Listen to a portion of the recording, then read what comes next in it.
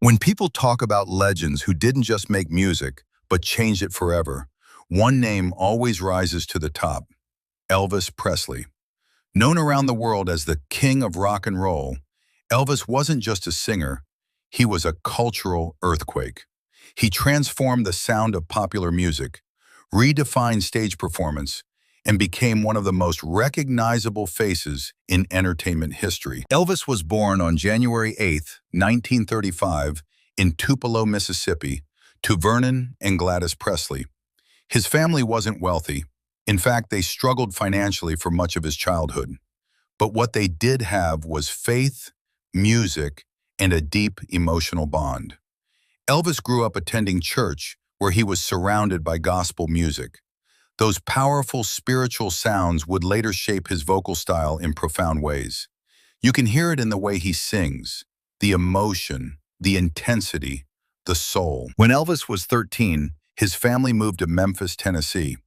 Memphis was a melting pot of musical styles: blues, gospel, country, rhythm and blues. Young Elvis absorbed it all. He listened carefully. He studied the sounds of black blues artists and country musicians. He didn't copy them, he blended them. And that blend would eventually ignite a revolution. In 1954, everything changed. Elvis walked into Sun Records, a small recording studio owned by Sam Phillips. Phillips had been searching for a white singer who could capture the energy and emotion of black rhythm and blues music. When Elvis started singing "That's All Right," something clicked. It was raw, it was different, it was electric.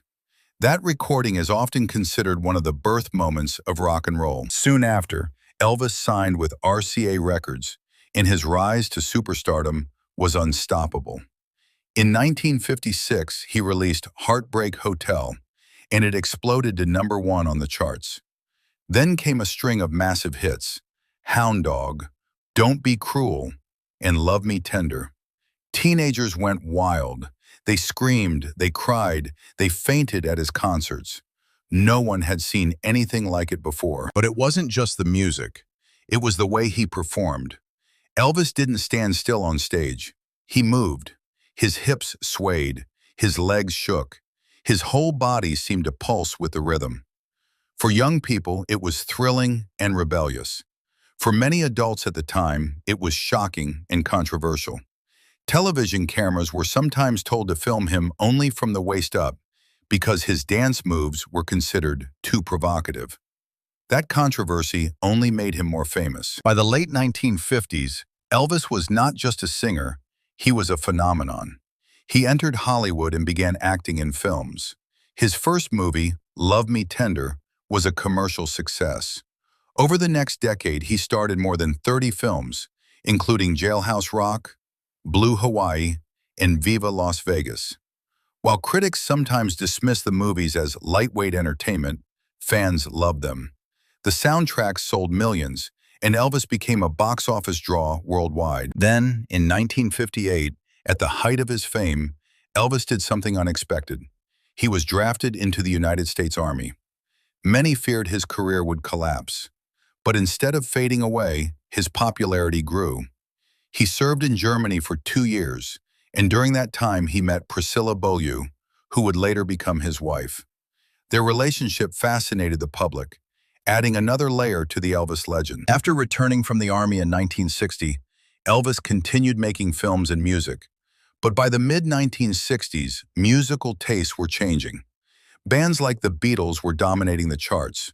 Rock music was evolving. Some critics wondered if Elvis had lost his edge. But in 1968, Elvis proved them wrong in spectacular fashion.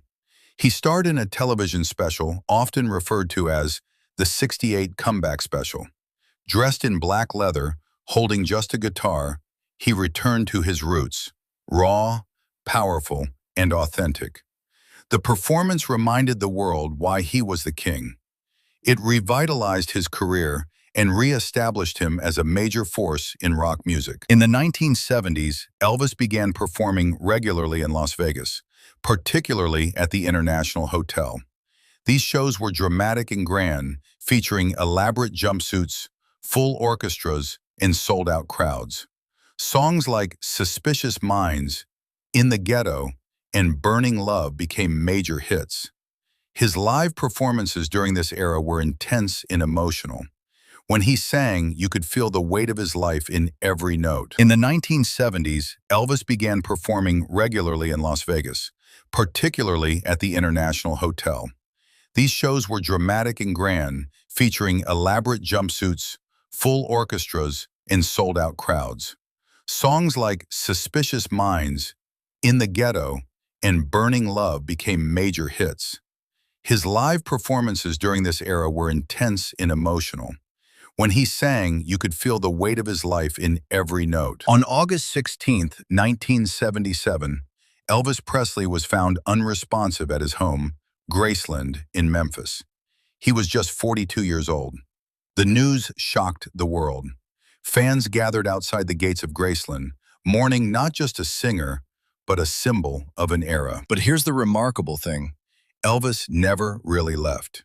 His music continues to sell millions of copies. New generations discover him every year. Artists across genres, from rock to pop to country, cite him as an influence. His image, his voice, his style remain instantly recognizable. Why does Elvis still matter?